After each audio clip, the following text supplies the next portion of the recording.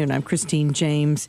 Now here's what's happening. Joining us live on the South Shore's Midday Report, we have Brockton Mayor Robert Sullivan. Thanks so much for joining us today.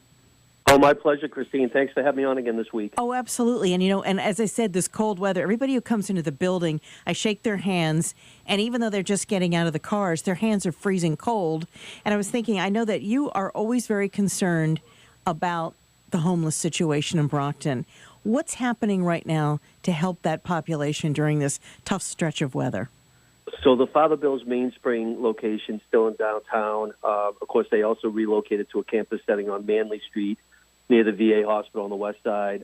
They have extended hours for warming centers. The folks typically have to leave there during a set time during the afternoon, but they're allowed to stay.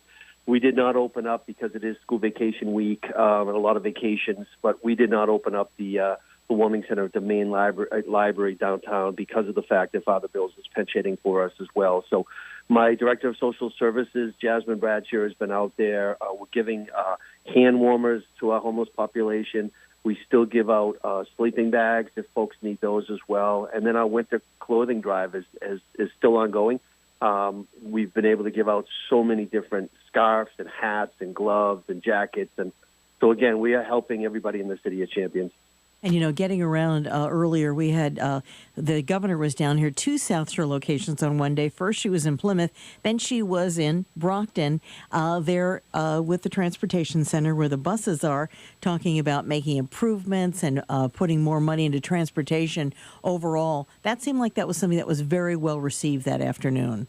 It was an awesome afternoon last week, and it was, of course, the governor and lieutenant governor. The secretary was there as well. And, as mayor, I serve as the chairman of the Brockton Area Transit, the BAT Corporation. So, I'm a huge advocate for utilizing our 3 commuter stops in the city of Brockton.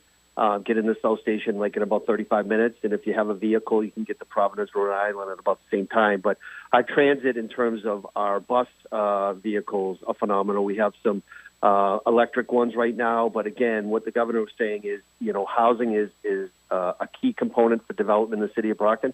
And along with housing, you need to have transportation, and it has to be reliable and it has to be reasonable in terms of cost. So we still have free BAT bus service throughout the city of Brockton and all our neighboring communities. Wherever BAT bus goes, it's free until the end of this fiscal year. It's been free since December 1st of 23, Christine. So, it really is a helpful tool in the toolbox, and we're going to continue to work with Mike Lambert, the executive director of BAT. And one of the most recognized names, I think, for people that don't even know Brockton well, but the name Montello is known. And I know there's going to be a meeting talking about the Montello Neighborhood Plan. What exactly is that?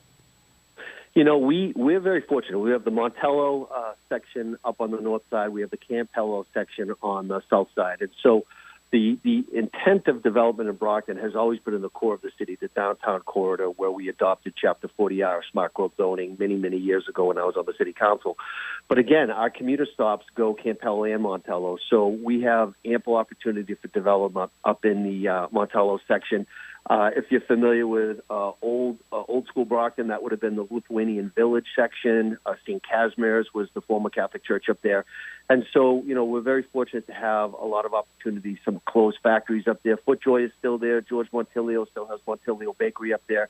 So what we are trying right now is we're trying to get all different people's perspectives and views of development, right development, in terms of really harnessing the commuter stop there, and transit-oriented development is key. So it's, we're going to do listening sessions. Rob May is my city planner and economic advisor. So, anybody that has a business in Montello or lives in the city of Champions in Montello, please feel free to give your opinions, because they're appreciated.